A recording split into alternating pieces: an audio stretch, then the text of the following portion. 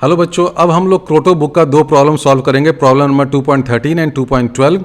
ये दोनों question piston और स्प्रिंग सिस्टम पे बेस्ड थर्मोडायनेमिक्स का क्वेश्चन है। इसी कॉन्सेप्ट पे बेस्ड जेई 2015 में प्रॉब्लम पूछा गया था, जिस प्रॉब्लम को हमने पिछले वीडियो में सॉल्व कर लिया है। क्वेश्चन नंबर 2.13 है, a thermally insulated vessel is divided into two parts by a heat insulating piston which can move in the vessel without friction. The left part of the vessel contains 1 mole of an ideal monoatomic gas and the right part is empty. ये empty है, यानी कि यहां पर air वगैरह कुछ नहीं है, यहां पर कंप्लीटली वैक्यूम है, आप मान सकते हैं। यानी कि इस साइड प्रेशर क्या हो जाएगा, जीरो हो जाएगा। The piston is connected to the right wall of the vessel through a spring whose length in free state is equal to the length of the vessel. इस चीज को ध्यान से देखो, length in free state of the spring is equal to length of the vessel, यानी कि free state में इस स्प्रिंग का लेंथ यहां तक होगा। तो अगर आपने इस स्प्रिंग को इतने तक कंप्रेस कर लिया है, यानी कि जो भी ये वाला लेंथ होगा ना, ये वाला जो लेंथ होगा, मान लीजिए कि ये x है, तो कंप्रेशन ऑफ द स्प्रिंग भी x होगा। ये की फंडा है इस क्वेश्चन को सॉल्व करने में। स्प्रिंग का जो नेचुरल लेंथ है वो इस लेंथ ऑफ द वेसल के बराबर है, इसके बराबर है। तो अगर आप स्प्रिंग को यहां तक लिया है, यानी कि स्प्रिंग इतने डिस्टेंस x से कंप्रेस हुआ। फिर आपसे पूछा है कि determine the heat capacity C of the system neglecting the heat capacities of the vessel, piston and spring. आपको हीट कैपेसिटी पता करना है। ऑलरेडी दे रखा है कि ये 1 mole of ideal monoatomic gas है। तो हीट कैपेसिटी पता करने का क्या सबसे सिंपल तरीका होता है, आप delta Q amount of heat दीजिए और देखिए कि भाई इस प्रोसेस में डेल्टा टी क्या होता है। और हम लोग ये लिख सकते हैं कि delta Q is equal to n times C into delta T. अगर आपको किसी भी प्रोसेस का मोलर हीट कैपेसिटी पता करना है तो क्या करते हैं, C is equal to 1/n number of mole से डिवाइड करते हैं into delta Q by delta T कर लेते हैं। किसी भी पर्टिकुलर प्रोसेस के लिए अगर हमें C की वैल्यू पता करनी है तो यही तरीका है। क्वेश्चन में आपकी लाइफ आसान कर रखा है, n की वैल्यू 1 दे रखा है, तो इसको आप भूल जाइए। यानी कि आप सीधे सीधे ये पता करो कि अगर हम लोग delta Q amount of heat transfer करेंगे इस गैस को, कैसे करेंगे मुझे नहीं पता, क्योंकि दे रखा है कि थर्मली इंसुलेटेड वेसल है। लेकिन कोई तरीका होगा कि आप इस गैस में किसी तरीके से हीट प्रोवाइड कर रहे हैं, मान लीजिए कि आप इसमें हीटर घुसा देते हैं, कुछ भी करते हैं। आपने अगर delta Q amount of heat दिया है इस गैस को, तो आप पहले फाइंड करिए कि डेल्टा टी क्या होगा, what is the change in temperature. दोनों का रेशियो फाइंड कर लीजिए, वो आपको मोलर हीट कैपेसिटी C की वैल्यू दे देगा। तो इस क्वेश्चन में आप सबसे पहले ये देखिए कि अगर हम लोग गैशियस सिस्टम को हीट प्रोवाइड करेंगे डेल्टा क्यू, तो क्या होगा। ऑब्वियसली ये जो गैशियस सिस्टम है ये एक्सपैंड करेगा। तो किसी भी एक पर्टिकुलर इंस्टेंट पे मान लीजिए कि ये वाला जो डिस्टेंस है वो अगर x है, तो हम लोग ये लिख सकते हैं कि force exerted by gas pressure वो क्या हो जाएगा, P इंटू ए, यही होगा ना, P इंटू ए हो जाएगा, force exerted by pressure of the gas, this PA is equal to KX। ये तो हो जाएगा, ये हर किसी को पता है, क्योंकि ये जो पिस्टन है ना, ये वाला देखो, ये जो पिस्टन है, ये पिस्टन तो इक्विलिब्रियम में है ना, किसी भी एक पर्टिकुलर इंस्टेंट की हम लोग बात कर रहे हैं। और ये पूरा प्रोसेस जो है वो धीरे धीरे होता है, क्वासी स्टैटिक तरीके से होता है, यानी कि ये पिस्टन कभी भी एक्सेलरेट नहीं करेगा। अगर ये पिस्टन मूव भी कर रहा है ना, तो बिल्कुल धीरे धीरे धीरे मूव कर रहा है विदाउट एनी एक्सेलरेशन। तो किसी एक पर्टिकुलर इंस्टेंट पे अगर ये वाला डिस्टेंस x है, यानी कि इस स्प्रिंग का कॉम्प्रेशन हुआ x, तो फोर्स एक्सर्टेड बाय स्प्रिंग कितना हो जाएगा, KX। वो किस डायरेक्शन में होगा, राइट से left. Force exerted by gas pressure क्या हो जाएगा, PA। ये किधर से होगा, लेफ्ट से राइट, दोनों को बैलेंस होना है। यानी कि हम लोग लिख सकते हैं कि PA is equal to KX। और आइडियल गैस इक्वेशन से हम लोग ये भी जानते हैं कि PV is equal to nRT होता है। बिल्कुल सही, n की जगह यहाँ पर 1 कर दीजिए क्योंकि नंबर ऑफ मोल 1 दे रखा है। तो भाई n तुम जरा भाग जाओ, प्लीज़ तुम बुरा मत मानना, नंबर ऑफ मोल तुम्हें मैं हटा देता हूँ क्योंकि तुम्हारी वैल्यू तो 1 है। अब वॉल्यूम क्या हो जाएगा इस क्वेश्चन में, वॉल्यूम की वैल्यू हो जाएगी AX, क्योंकि देखो अगर ये वाला डिस्टेंस x है और cross section area of the piston A है, तो वॉल्यूम ऑफ दिस इनक्लोजर क्या हो जाएगा, AX। तो V की जगह हम लोग लिख दें P into AX, this is equal to R into T। कोई रोक टोक नहीं है इसमें, बिल्कुल लिख सकते हैं ना। अब PA की वैल्यू क्या है, KX, तो PA की जगह लिख दो KX, लिख देते हैं, देखते हैं क्या होता है। तो PA की जगह KX लिखिएगा तो आपको मिल जाएगा KX square is equal to RT।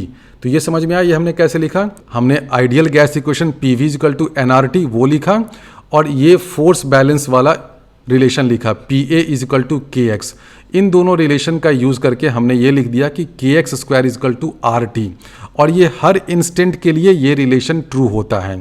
तो इनिशियली शुरुआत में जब हमने हीट नहीं किया था तो मान लो कि ये जो पिस्टन है ना वो इस एंड से xi डिस्टेंस पे था, तो शुरुआत में हम लोग ये लिख सकते हैं kxi square this is equal to RT initial, ये लिख सकते हैं, क्योंकि देखो ये जो रिलेशन हमने प्रूव किया है ना, this relation is true for initial instant, initial state and true for final state also.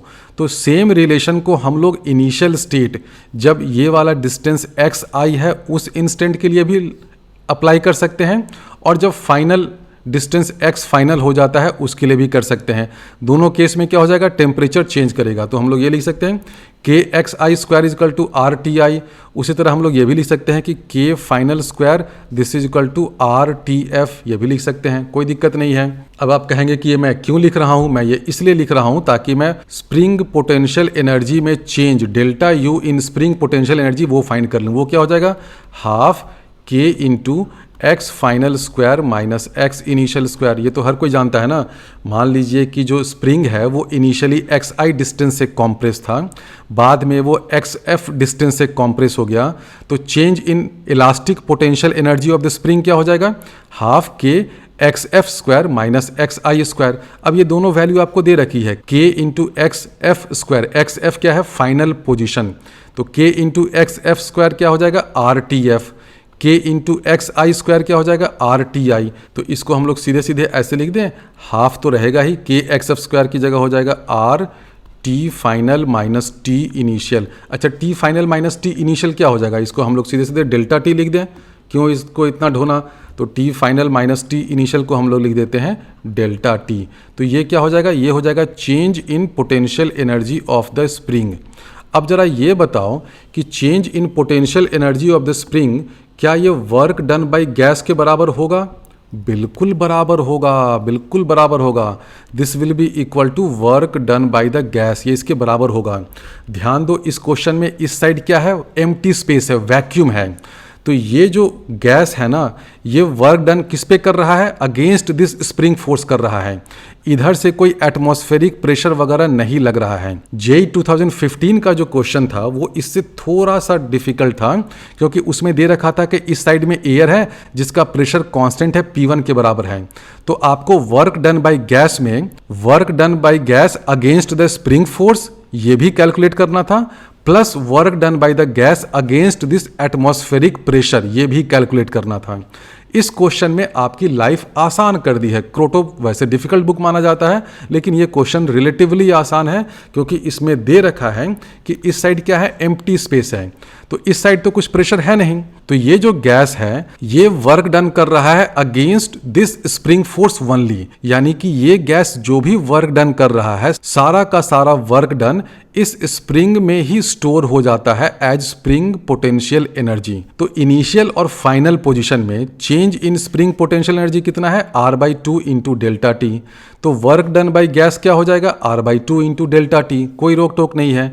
तो इस क्वेश्चन का की फंडा यही था कि work done by gas this is equal to change in elastic potential energy of the spring. क्योंकि देखो ये जो गैस है ये सिर्फ और सिर्फ इस स्प्रिंग के स्प्रिंग फोर्स के अगेंस्ट काम कर रहा है। तो हम लोग लिख सकते हैं work done by gas is equal to R/2 into delta T. अब हम लोग जानते हैं कि डेल्टा क्यू क्या होता है, this is equal to delta U of gas. ध्यान देना ये डेल्टा यू ऑफ गैस है, plus work done by gas.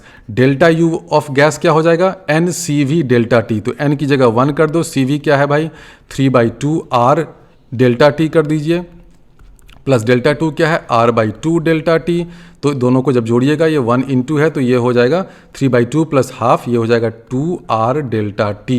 तो C की वैल्यू क्या होती है, C की वैल्यू होती है delta Q by delta T. इस क्वेश्चन में देखो क्या आ जाएगा, डेल्टा क्यू है 2R डेल्टा टी, यानी कि C की वैल्यू हो जाएगी 2R। तो हमने फाइंड कर लिया कि इस क्वेश्चन में molar heat capacity of this process is equal to 2R।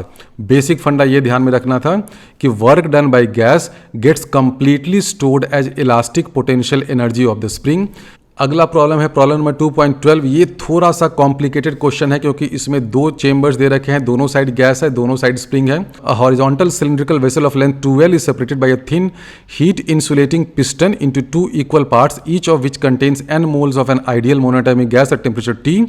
The piston is connected to the end faces of the vessel by undeformed springs of rigidity K each. शुरुआत में दोनों स्प्रिंग जो है वो अनडिफॉर्म्ड है, यानी कि अपने नेचुरल लेंथ पे हैं। When an amount of heat Q is supplied to the gas in the right part, the piston is displaced to the left by a distance x is equal to L/2. ये piston L/2 distance towards left चला जाता है। Determine the amount of heat Q prime given away at the temperature T to a thermostat with which the gas in the left part is in thermal contact all the time. Question में ये दे रखा है कि जो left part है ना, इसको आप एक थर्मोस्टैट से टच में रखते हैं। थर्मोस्टैट क्या करता है, लेफ्ट पार्ट का temperature through out the process T पे ही रखता है। तो इस प्रोसेस में लेफ्ट पार्ट जो है वो कुछ हीट रिलीज करेगा या हीट गेन करेगा, जो भी करेगा उस क्यू प्राइम को फाइंड करना है। और आपको ध्यान ये देना है कि लेफ्ट पार्ट का टेम्परेचर चेंज नहीं कर रहा है इस क्वेश्चन में, क्योंकि लेफ्ट पार्ट को आपने अटैच कर रखा है एक थर्मोस्टैट से। थर्मोस्टैट क्या करता है, वो किसी ऑब्जेक्ट के टेम्परेचर को कांस्टेंट रखता है। तो अगर ये ऑब्जेक्ट अपना टेम्परेचर बढ़ाना चाह रहा होगा तो उससे कुछ वो हीट ले लेगा थर्मोस्टैट। अगर इस ऑब्जेक्ट का यानी कि सिलेंडर के इस पार्ट का टेम्परेचर घटना चाह रहा होगा तो उसको कुछ हीट दे देगा। तो आपसे वही पूछा है कि what is the heat transfer from this left part of the cylinder. इस क्वेश्चन में भी देखिए, ये जो पिस्टन है गैस प्रेशर के कारण मूव कर रहा है।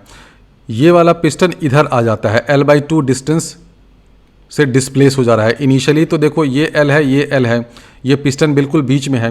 L/2 डिस्टेंस से जब ये इधर डिस्प्लेस हो जाता है तो नेचुरली ये वाला स्प्रिंग क्या हो जाएगा, कॉम्प्रेस हो जाएगा। ये वाला स्प्रिंग इलोंगेट हो जाएगा। कितने डिस्टेंस से, ये वाला इलोंगेट होगा L/2 डिस्टेंस से, ये वाला कॉम्प्रेस होगा L/2 डिस्टेंस से।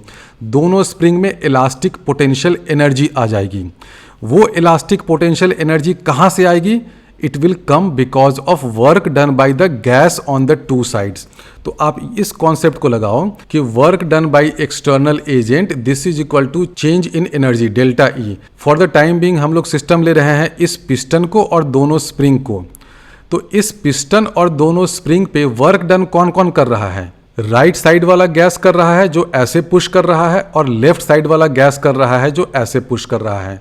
दोनों गैस के वर्क डन का नेट इफेक्ट ये होगा कि इस सिस्टम का, सिस्टम क्या है, piston plus both the springs, उनका एनर्जी इंक्रीज करेगा।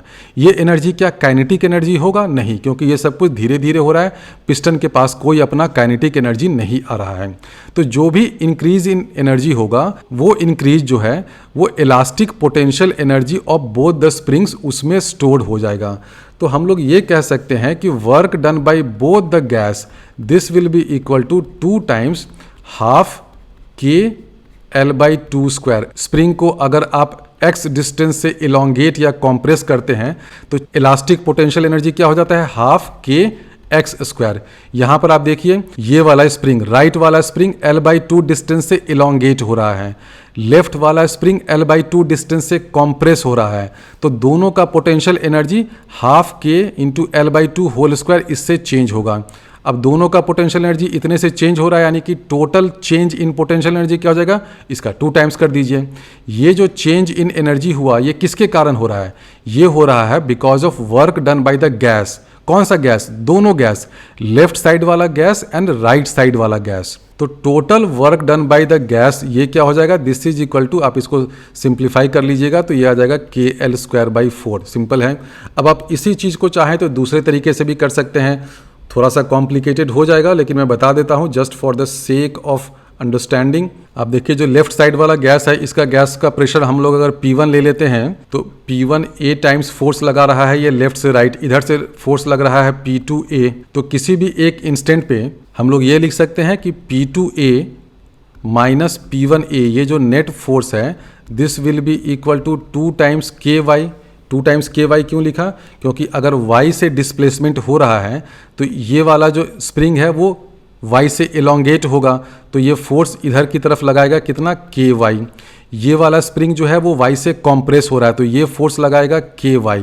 ये लगाएगा ना, तो P2A फोर्स ज़्यादा है, तो P2A minus P1A this will be balanced by 2 times KY। ये आप लिख सकते हैं। वर्क डन बाई गैस क्या हो जाएगा, दिस इंटू DY, इसको इंटीग्रेट कर दीजिए, यानी कि इधर भी इंटीग्रेट करिए 2KY इंटू DY, और डिस्प्लेसमेंट कहाँ से कहाँ हो रहा है, 0 से हो रहा है L/2 तक। तो इसको जब सॉल्व करिएगा तो इसकी वैल्यू आ जाएगी KL²/4। तो ये आपको भी दे देगा वर्क डन बाई गैस, क्योंकि देखो LHS में क्या हमने लिया है, LHS में हमने लिया है वर्क डन बाई गैस, क्योंकि देखो ये क्या है, force exerted by gas on the right side minus force exerted by gas on the left side. Minus क्यों किया, क्योंकि देखो लेफ्ट साइड वाला जो है वो फोर्स लगा रहा है लेफ्ट से राइट में, डिस्प्लेसमेंट हो रहा है राइट से लेफ्ट में। तो net work done by gas हो जाएगा P2A minus P1A into DY। इसकी वैल्यू क्या हो जाएगी, 2KY इंटू DY। ये क्यों आया, क्योंकि हमने शुरुआत में ही दिखा दिया P2A minus P1A this is equal to 2KY। तो जब इसको इंटीग्रेट करिएगा 2KY इंटू DY तो ये हो जाएगा KL²/4। कहाँ से कहाँ तक इंटीग्रेट करना है, 0 से L/2 तक, तो ये आ जाएगा KL²/4। तो आप इस चीज़ को इतने लंबे तरीके से करिए, या आप डायरेक्टली ऐसे देखिए कि work done by both the gases, gas on the left side and gas on the right side, सारा का सारा वर्क डन स्टोर कहाँ हो रहा है, as elastic potential energy of both the springs. तो उसकी वैल्यू क्या है, change in elastic potential energy of both the springs हो जाता है 2 into half K into L/2 whole square. इसकी वैल्यू आ गई KL²/4, यानी कि वर्क डन बाई गैस हो जाएगा KL²/4। तो ये वाला तरीका यूजिंग इलास्टिक पोटेंशियल एनर्जी वाला तरीका ज़्यादा फास्ट है। अगर आपको ज़्यादा शौक है इंटीग्रेशन वगैरह करने का, तो आप ये वाला मेथड भी यूज़ कर सकते हैं कि पहले आप फोर्स फाइंड करिए, उस फोर्स को इंटीग्रेट करिए फ्रॉम 0 टू L/2, अल्टीमेटली आप यहीं पर पहुँच जाइएगा।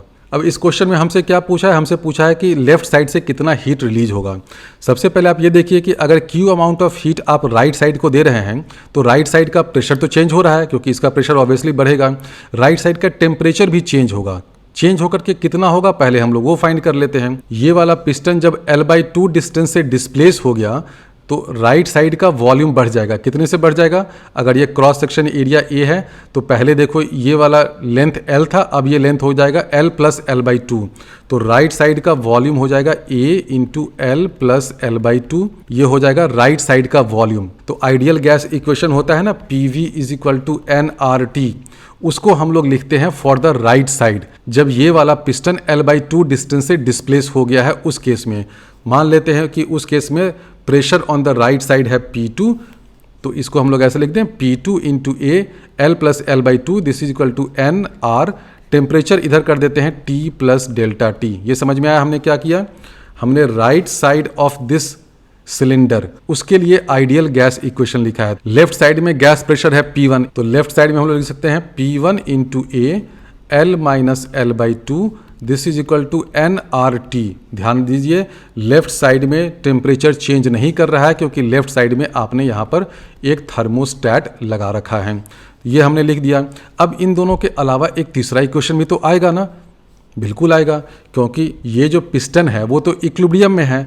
तो P2A आप जान रहे हैं कि ज़्यादा है, P1A कम है, तो P2A यानी कि राइट साइड वाला जो गैस है वो ज़्यादा प्रेशर लगा रहा है, लेफ्ट साइड वाला गैस जो है वो कम प्रेशर लगा रहा है। तो जो फोर्स इम्बैलेंस हो रहा है उसको कौन बैलेंस आउट करेगा, स्प्रिंग फोर्स। तो हम लोग ये लिख सकते हैं कि P2A माइनस P1A, क्योंकि देखो राइट साइड से फोर्स कितना लगेगा P2A, ये ज़्यादा होगा, लेफ्ट साइड से फोर्स लग रहा है P1A, और इस पिस्टन को इक्विलिब्रियम में होना है, यानी कि net force has to be 0। तो इसको बैलेंस कौन करेगा, ये देखो स्प्रिंग इलोंगेट हो गया, यानी कि ये फोर्स टुवर्ड्स राइट लगाएगा कितना KY, Y की जगह हम लोग L/2 लिख देंगे अभी। ये वाला स्प्रिंग कॉम्प्रेस हो गया, तो ये कितना फोर्स लगाएगा KY, तो टोटल फोर्स कितना हो जाएगा 2 टाइम्स KY, और Y की वैल्यू है L/2, तो इसको लिख दें P2A minus P1A this is equal to 2 times K into L/2। ये लिख सकते हैं। तो हमारे पास 3 इक्वेशन आ गया, ये पहला इक्वेशन, दूसरा इक्वेशन, तीसरा इक्वेशन। 3 इक्वेशन है, 3 अननोन है। अननोन क्या क्या है, P2, P1 और डेल्टा T। तो इन तीनों रिलेशन का यूज़ करके हम लोग डेल्टा T की वैल्यू फाइंड कर लेंगे। मैं डेल्टा T क्यों फाइंड कर रहा हूँ मैं बता दूंगा, लेकिन डेल्टा T तो हम लोग फाइंड कर सकते हैं। 3 इक्वेशन है, 3 अननोन है, बहुत आसानी से फाइंड कर सकते हैं। सबसे पहले आप ये देखिए कि यहाँ जो L प्लस L/2 है ना, तो इसको सीधे सीधे लिखो ना, 3L/2 लिख दो। आजा बेटा 3L/2।